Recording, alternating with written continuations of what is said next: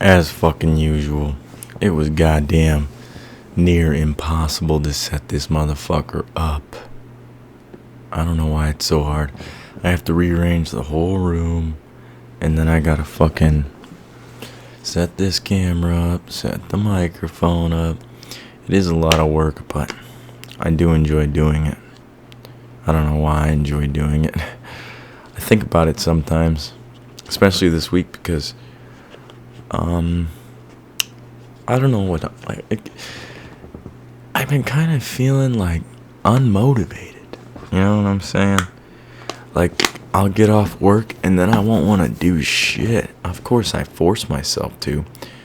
Monday, I had a headache, and then Monday, I left the gym early. Tuesday, I went in and I completed Monday's workout and then did Tuesday's workout. And yesterday I went Monday, Tuesday, and then Wednesday I did not go. I went and helped my brother move, which he told me a story about this time that me and him were kids. And okay, so here's how the story got brought up. He had seen my journal. I wrote in it for like a few months after I broke up with this female. My brain was all scrambled up and I needed to put my thoughts somewhere, because just keeping them in my head just didn't work. That's kind of where this came from too, because I just can't keep my thoughts in my head sometimes. Sometimes I just have to let them out. And he asked me what it was for. I was like, when I broke up with this said chick, I just started writing down and shit. It's like, it's nothing. I stopped doing it. And he's like, do you remember what happened when I had a journal when we were young? And I was like, no, what happened? I was like, did I call you gay? Because I was a dick. I used to be a fucking piece of shit. Listen to this shit, man. He told me, he's like, I was writing in it, and you took it out of my hand and called me gay and started running. And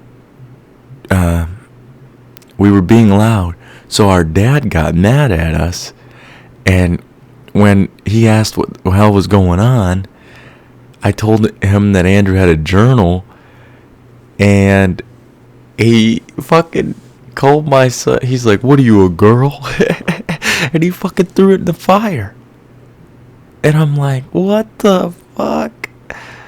My dad used to be super cold. Like, he's Slovakian, and those motherfuckers don't mess around. They don't have they have empathy and shit, but like, they're straight to the fucking point. Like, they don't give a shit about your feelings. They're right. If you're fat, they're gonna call you fat. My grandma called me fat for so many years because I was fat. If I wasn't fat, she wouldn't call me fat. She doesn't call me fat now. I'm kind of whispering because the neighbor's upstairs. It's probably clear. You could probably hear it, but what the fuck was that?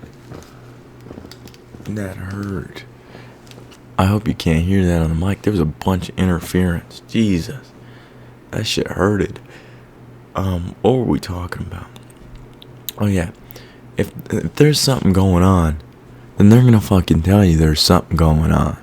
Like, if you're being retarded, they're gonna tell you you're being retarded. And it doesn't matter the situation. If you're fucking up, they're gonna be straight to the point.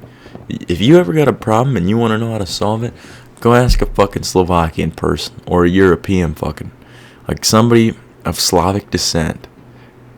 Go and fucking ask them, and they'll fucking tell you. They'll be like, listen, you're being a fucking pussy, and you need to stop being a fucking pussy, and you need to get your shit done. But I just completely forgot about that story, and it kind of traumatized me just telling me. I was like, that's traumatizing as fuck. Your dad just fucking tells you you're a girl and fucking throws your journal in the fire. And all he was doing was writing songs and shit. And then it wasn't like, dear diary. No, it was nothing like that. He was just writing songs in it and shit. I used to be a piece of shit to my brother. I used to fucking... He's older than me. Both my siblings are. And I used to be a fucking asshole to my brother. I used to pick on him, call him names, fucking... Oh no, not the Zen-ups.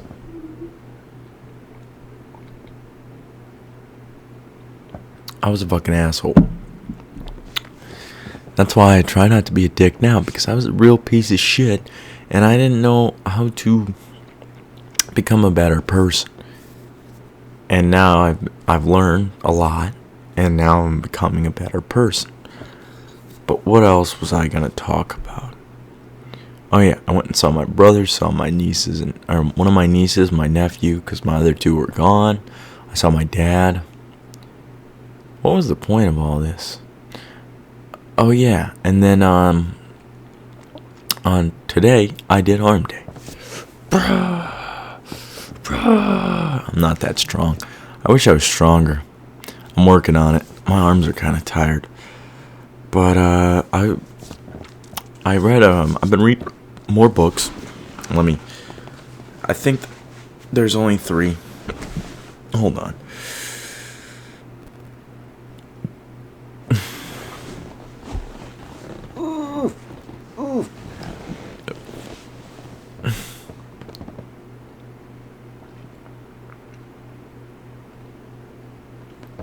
Alright. I don't think I need the phone. Blitzed, Tripped, which those two kind of tie into each other. Blitzed is about, I'm going to talk about this, brother, because me and Chance kind of touched on it in the last one, but I want to dive deep. I wanted to dive real deep because it's fucking insane. Blitz is about drugs in the Nazi Party, in the Third Reich. And my God, these motherfuckers were junkies. They were fucking junkied out the ass, doing meth. They called it Pervitin. It was prescribed. It was like their coffee, because they didn't have fucking coffee, like they didn't utilize it like we do. So they needed something to stay up for a long period of time.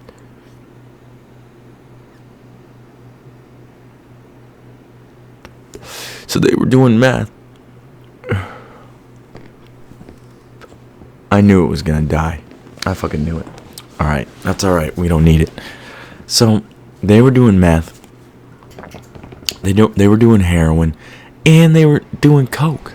They were doing shit tons of drugs. It was insane. And I don't know if this is everybody, but Hitler definitely was. That motherfucker started with meth. He was a motherfucking junkie. He was a junkie crybaby. Like, he's the worst. I'm looking at the computer screen. Need to stop doing that. He was a junkie crybaby. He was a fucking piece of, he was like a baby, man. He couldn't accept his own mistakes. And whenever something would go wrong, he'd point to conspiracy. So he'd be like, well, this plan failed because this guy's against me. That guy's a piece of shit. Get him. He just didn't want to admit where he was wrong. And there was at one point in the book where he was in his bunker, hadn't left in God knows how long. I forget how long. Hopefully you can't hear the AC. You probably can't. But he hadn't left the bunker in a long time. But he was still trying to call the shots for the war, because his generals they were succeeding a shit ton until Hitler got involved, to be honest. Like, that's where most of their victories came from, was when Hitler stayed out of it. And these motherfuckers were just trucking forward on their meth. And then when Hitler got involved, because he's like, I'm gonna fucking show these guys who still runs this goddamn party. And that's when shit started to go wrong, because the motherfucker was in a bunker. And then he fucking failed in Russia because he didn't plan for the winter. Which, you're going to fucking Russia. Siberia is in Russia. That shit's connected to Alaska. How are you not going to prepare for some kind of cold? Bring a jacket at least. What are you doing? It's Russia. These guys were retarded.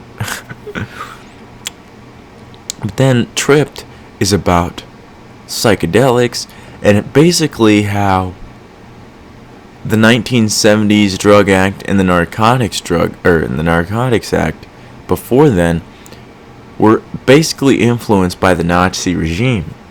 Because the Nazis had drug prohibition.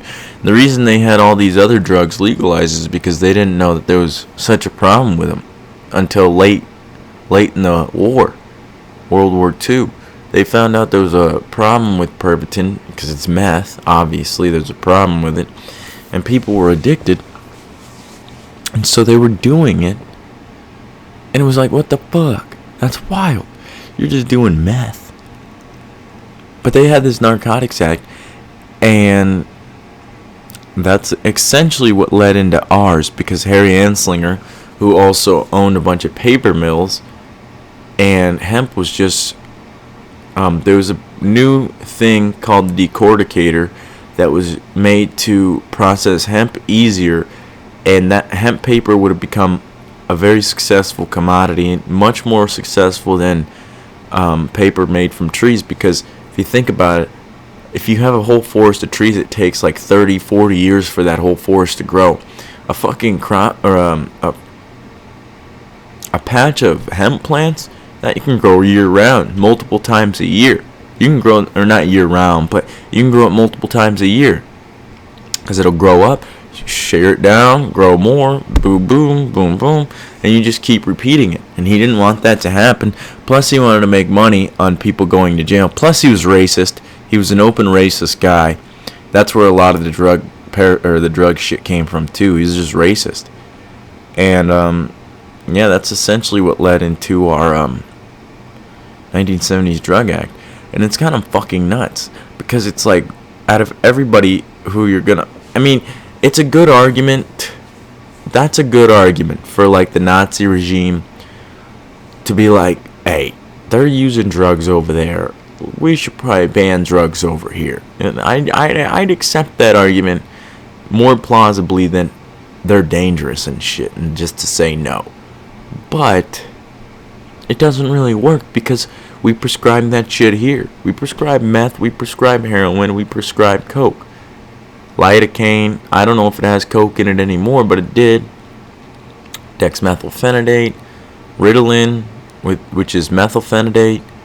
You got meth, which is just Adderall. Then you got oxycodone, oxycontin, and that's what Hitler was taking, was oxycodone, which is crazy. It was called Euquadol. I like that word, Euquadol, in Russian, or not Russian, in German. And he was fucking hopped up on, so he started on meth, then he went to heroin, then he went to fucking coke, because those two weren't really working for him anymore. So this dude, any sign of pain he would get, he was literally a crybaby fucking junkie. Any sign of pain he would get, he'd be like, doctor, I need this pain gone immediately. Get this shit out of my system. And the doctor's like, right on, man. And he'd fucking grab fucking heroin, and he'd be like, there you go, buddy. And he's like, fuck, I feel great. There was a story, I almost forgot about this. There was a fucking story of a dude who tried to assassinate Hitler. And Hitler had just gotten a shot of fucking Euquadol, fucking heroin, basically. And so Hitler's in this meeting, and this guy brings a briefcase in, drops the briefcase under a chair, and Hitler the meeting's going on. Hitler leans over the desk to look at the map. And let's take a side tangent on that real quick. Well, we'll continue this, and then we'll go on to that. He's leaning over the map, and the bomb goes off. He explains as like an outsider, like, there's shadows of people over there. Everything's on fire. He's talking about this crazy shit. It's wild. And he's talking about it as if he's like not in the situation. And then he just walks out. And he said he was fine. He felt superhuman because he was still hopped up on heroin. And then he fucking walks out, walks to wherever the hell his doctor was at the time. Dude realizes on the walk that he's bleeding. His ears are bleeding. His hair's all covered in blood and matted. His shorts or his pants are ripped. Dude was fucked up, and he's hopped up on heroin, so he doesn't feel it, and so he's just walking home like nothing happened. And then doctor gives him more heroin because I'm pretty sure he has another speech or something. And then when the heroin wears off, the pain is in like his arms and his legs, and it's like severe pain, obviously. But like, how crazy is that? And dude just hopped up on heroin all the time. And that's what allowed them to take France. Was the French. I think we said this on the last one. The French like to enjoy wine, and so they were ordered, or not ordered, but they were given certain amount of wine every day, like 3 point something liters or some shit like that. Some certain amount of wine they were allowed. And so they were drinking wine, basically drunk at this point. And here come the Germans, hopped up on meth, crazed. They hadn't slept in a few days. They're fucking like, wow. It's like demons, bro. Imagine that shit. You're like, what the fuck? You're drunk as shit. You try to fucking find your gun. You're like, fuck, where I leave my gun? The goddamn Germans are coming. Fuck. You don't know what to do, man. I'd be scared as shit, man. But the other point I was going to bring up was that they were fucking operating on maps back then. I just realized that. Like, obviously I knew it, but it just sunk in. It's like, maps? These guys were committing warfare with maps? They had this shit drawn up like a fucking shitty picture. And it's like, alright, what are we gonna do here? We gotta go right here. And then they follow this fucking map and somehow they know where to go? Like, what the fuck? These guys were way more intelligent than we are. Well, that's the thing, isn't it? We've traded that intelligence for a different kind of intelligence. Because our phone can tell us where to go now. And so we put the shit that we don't need to hold now on this cellular device. And that, in doing so, we can allow different shit to be in our brains. So we don't have to remember phone numbers and shit like that. It's all in the cloud. And even now, when you go and buy a new phone, you fucking transfer all your data. There's those transfer things. So you just click transfer on both phones, put them together, boom, your shit's on the other phone. You don't even gotta do shit no more. It's kind of crazy. It's gonna be like our brains one day. Be like, alright, take all this information, put it over there. But I think it's more complex than just our brain and the information within it. I think it's gonna be like, our whole essence of who we are, the being that makes us us, essentially.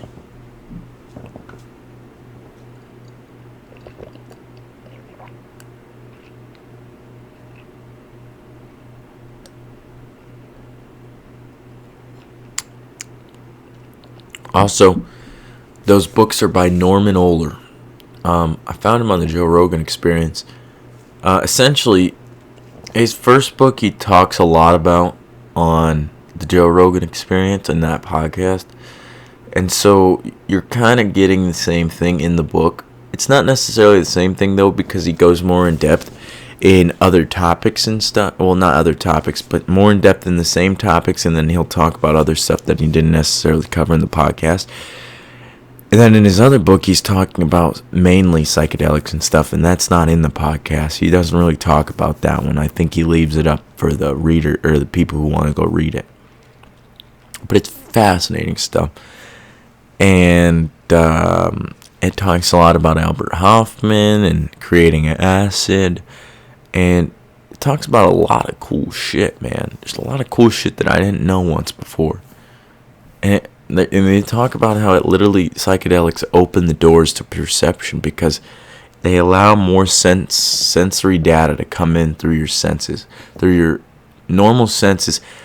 In Aldous Huxley's Doors to Perception, the book, he describes it as, in normal consciousness, you've got a drip, imagine a drip from a faucet. You've got that drip of consciousness coming in. On these substances, medicines, if you will, you're allowing the faucet to be turned on completely. And you're allowing, maybe not necessarily completely, but you're allowing more of the faucet to turn on. So maybe it's not just a drip, but it's a steady flow of water. Maybe it's not the strongest flow, but it's the steady flow of water that's coming into your brain now. And that's essentially what it is. And it allows you to look at your own thoughts as if you're an outsider. And I think marijuana is included in this category. Sometimes it allows you to... I don't think that it's necessarily the substances themselves making you feel a certain way. I think they're allowing you to feel something that's already there, because it makes it feel more real than reality.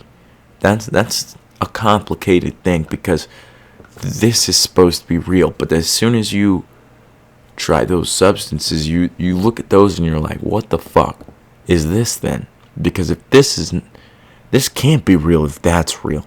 There's no fucking way. So I had this thought that you're feeling your soul, and on certain substances you're feeling your soul, and as your soul, because it's there all the time, but your mind takes over a lot of the time. And so what is happening is you feel the separation from your soul and your brain, and you're allowing yourself to watch your brain as if you're another person. And that is super beneficial, because the only way to know your own flaws is to either talk to another person or take these substances that allow these certain ways of being. Because then because you're oblivious to your own downfalls. Like we really don't know our own problems and our own issues until we've looked at them in a different way. That's why alcohol can be beneficial too, which I had a beer last night. One beer, and it's the first time in a week, and I don't think I'm going to drink this weekend. I'm not going to make it definitive, because I made it definitive that one time and I lied, and I didn't want to lie. So we're not going to make it definitive. We're just going to say that I'm going to try not to drink this weekend, which I don't think is going to be a problem. But I think alcohol could be beneficial in the same way as I think that we're stoned monkeys, and Norman Ohler had this theory as well. He thinks we're stoned monkeys. We've been shifting our consciousness since we've been primates, since the beginning of time. We've been shifting our consciousness. It's been proven that monkeys eat fermented fruit to get drunk. There's reindeers that consume psychedelic mushrooms. There's all kinds of things going on where animals are using certain things. Bees gravitate towards mushrooms. There's animals using certain substances and certain plants to elicit certain experiences. Dolphins use pufferfish, another example. So we've been doing this since before we were human, since we're the humans today. And so I think it's a very, very crucial moment when you first shift your consciousness, and that's why these substances can be addictive. Alcohol, anything really can be addictive. Nicotine, because it shifts your consciousness, and for the first time, you're the stoned ape that we once were. Because I think sober state of mind is another form of being high. Essentially, it's like high on life. But then you got to experience these other highs to appreciate this one. I think that how are you going to appreciate the sober consciousness if you're in it all the time? You're going to be always, because our minds do this thing. Joe Rogan said this today on a podcast I was listening to. Our minds do this thing where we get accustomed to things and things become normal and boring to us. Like his example was a shark or an alligator. Like these are monsters, like literal monsters, giant teeth. They've got look at a fucking tiger or lion. They've got claws. Like these motherfuckers got weapons on their hands and in their mouth, and they could tear us apart. They're literal monsters, but because they're normal on this planet, we're like, that's a lion, that's a tiger. Oh, okay, all right. But, and my point being is that we get accustomed to things, and so we get accustomed to this sober state of mind. We don't appreciate it, and we don't learn as much as we could from it because we're not appreciating it. Because we learn the best when we're feeling the best, I feel like. And so if you're not feeling the best, in which you can't in the sober state all the time, and I'm not talking about escaping feelings, like if you're feeling in a negative manner or whatever it may be, I'm not talking about escaping any type of feeling, because you can't escape anything. It'll just make it worse. Trust me, I tried for a long time. It does not fucking work to escape your brain. But I think that it can help you to think in a different manner that you wouldn't have necessarily thought in. That's why I'm such an advocate for substances, and I'm not advocating that everybody can go do a bunch of random shit on the street and like be crazy and be stupid. No. That's what I was doing, and I highly fucking, what's the words I'm looking for? I highly disadvise taking that route. Go educate yourself, learn as much as you can, and you really gotta trust yourself. You really gotta trust yourself. It's not none of these substances, nicotine, caffeine. I don't think any of these substances should be abused. Sugar, I don't think any of them should be abused, and I abuse them myself still. Nicotine, marijuana occasionally. I stopped abusing alcohol as of now. Hopefully I don't fall back into that, but I'm going to do my goddamn darndest not to.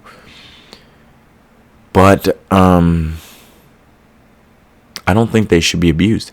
And I think they should be taken with the utmost respect and love. That you should be treating these substances with respect, because they are going to shift your consciousness.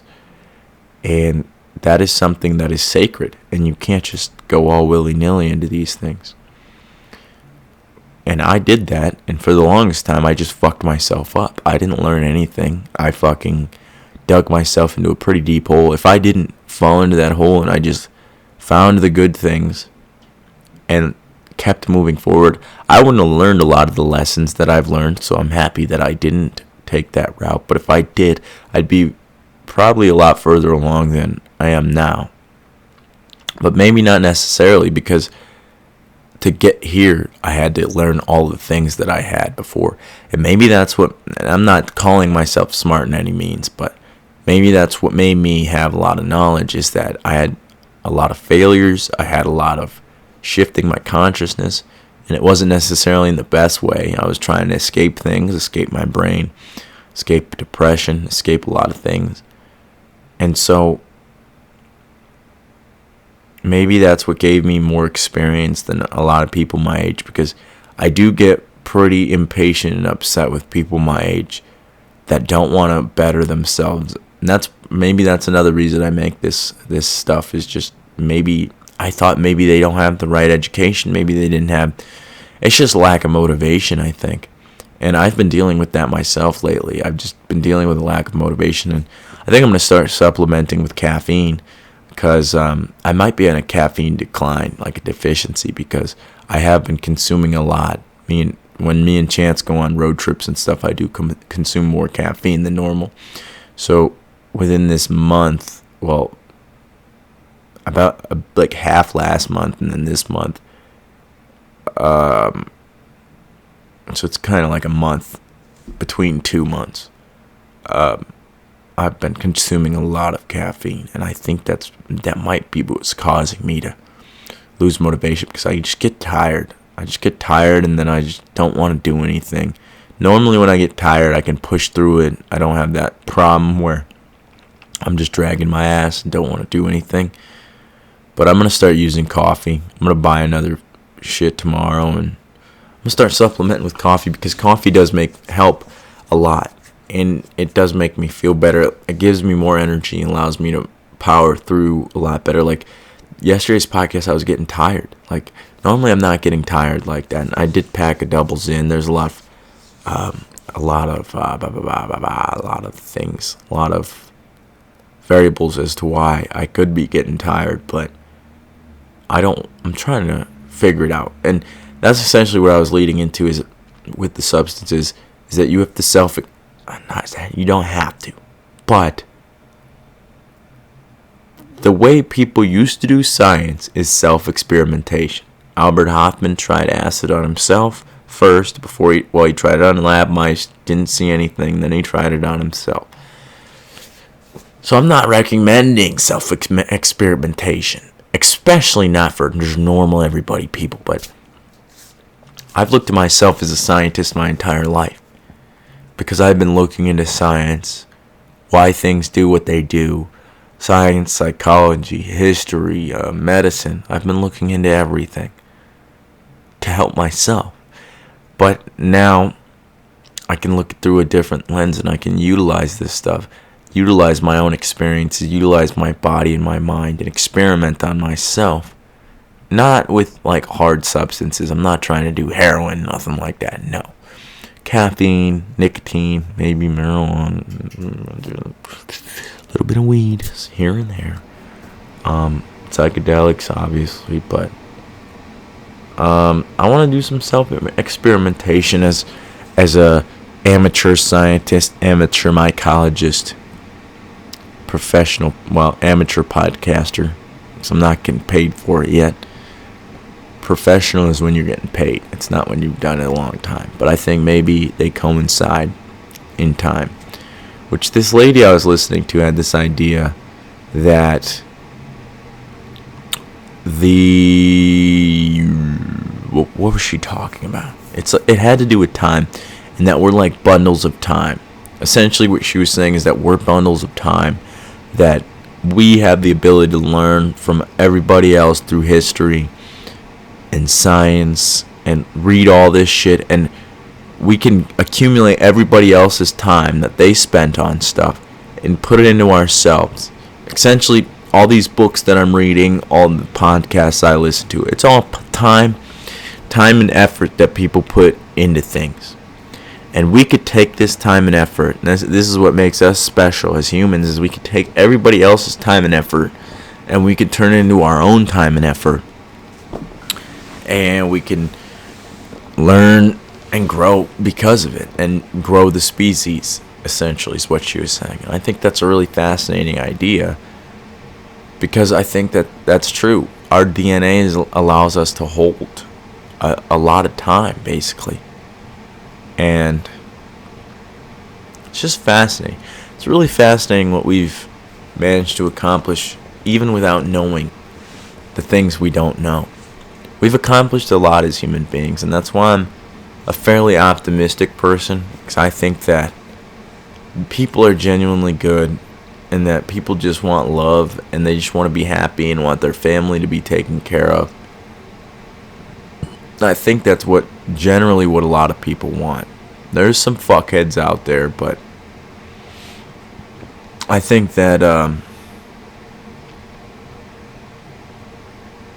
we could do good. We could do good if we just put our heads together and keep working as a fucking species. If we just keep pushing forward, and I think that if we just work on ourselves, that's what I think that I kind of skipped out on the point that I get kind of irritated with people my age, just because I feel like we have all this time and we have all these resources at the tip of our fingers. Literally, this is a supercomputer. You can get access to any information you want. Yeah, you gotta sort through a lot of bullshit, but like, the fact that we're not utilizing this, and that people are like, I understand the lack of motivation and the lack of wanting to do things, and a lot of people are feeling in a state of depression, and like they just can't get moving. And that's why I try to talk about these things a lot. Is just like, start with small things and work up. Do not let your mind falter. Even if you fail 1 day, 2 days, 3 days, pick something up off your floor, put it away. Fucking do it the next day, do it the next day, do it the next day. Create these small changes in your world that lead into these big habits and big changes. Because, listen, it's like when I started running. When I started running, I couldn't fucking run worth shit. It's insane how fucking frail and brittle my body was. I had done nothing but sat around, watched YouTube, fucking ate food, done nothing to fucking work on my body. And when I lost all the fat, it showed. I had no muscle mass. I had nothing. Absolutely nothing. I was frail and tiny and skinny, and I looked like I was doing meth. But I worked my way up. Now I have muscle, and I can run. I have endurance. Because I fucking didn't stop trying. I fucking failed. There would be some days I'd leave the gym halfway through the workout. I fucking just, it was like, I don't want to do this anymore, and I'd leave. Sometimes I'd fucking cut halfway through the run. I had a scheduled run in my head. Halfway through the run, I'd go home.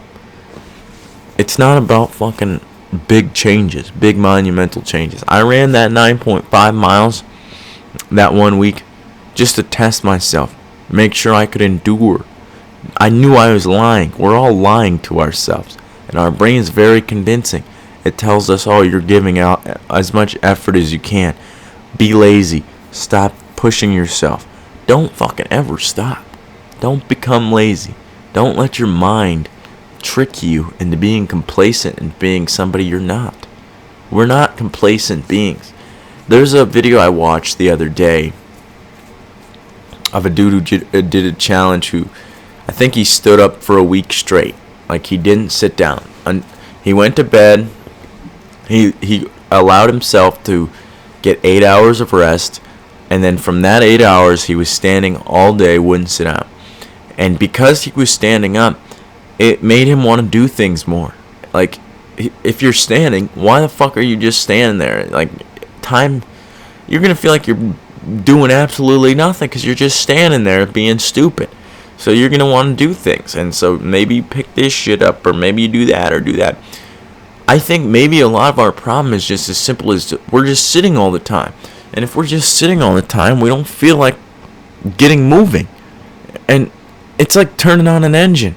An engine that's been sitting for fucking 6 hours in the winter, alright? If you live in a cold climate, you know that you got to let your vehicle warm up at least a few seconds, few minutes. Because if you start it on in winter, it's and it starts over because it's cold as fuck. That's kind of how our body gets. It gets cold and you gotta fucking get it moving again. And then you're like, alright, this ain't that bad. But I think that a lot of us, maybe that's a lot of our problem. And then vitamins is another issue. And then you got so many problems. And I think a lot of them could be solved by just simple things like eating correctly, getting vitamins, drinking water. There's so many times where I go to the drinking fountain at work feeling like shit, and I drink a shit ton of water, and I feel rejuvenated, like I was brought back to life. Our body and brain need water. All of our organs, all of our fucking juices in here, we need water to be able to think properly and to be able to plan properly and to work and feel our best.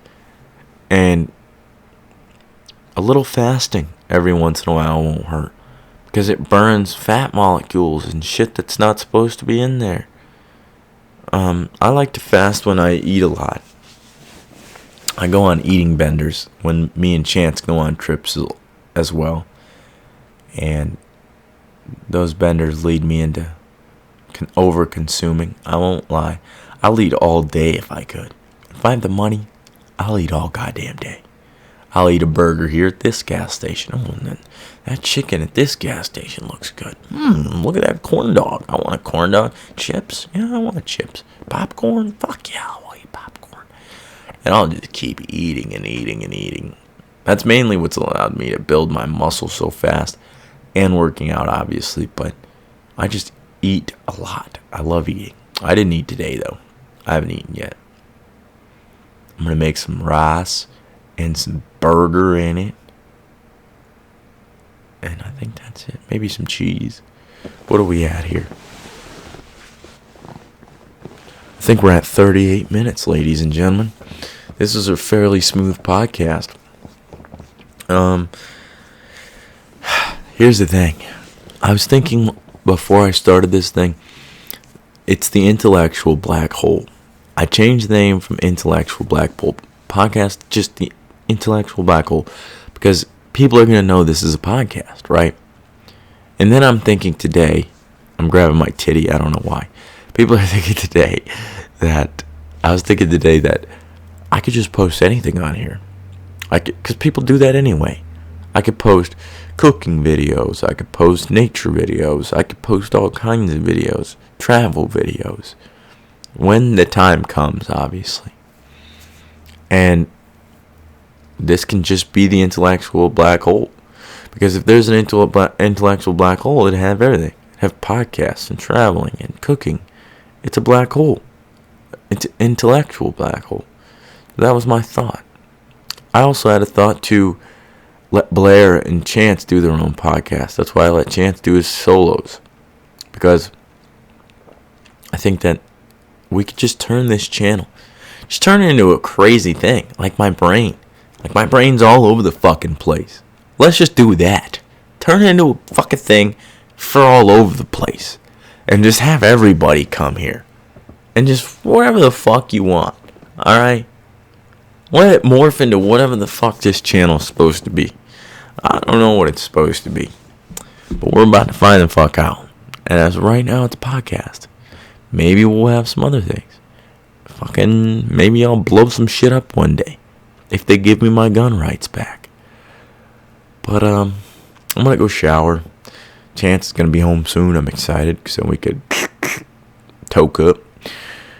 But, yeah. Thank you guys for listening. I know this. I also want to say, where's the mouse? I also want to say this is going to be a long process. This channel is going to be a long ass process. I've been realizing that in my lack of motivation mindsets. I've been thinking, goddamn, this is going to be a long ass process. I'm at like 103 now. Joe Rogan's at like 2,100 something. I've got so many more to go to be good. So we just keep making them. We just keep trucking. But I love you guys. I love whoever keeps listening. Even if I just help one person. Thank God. Alright. Love you guys. Bye.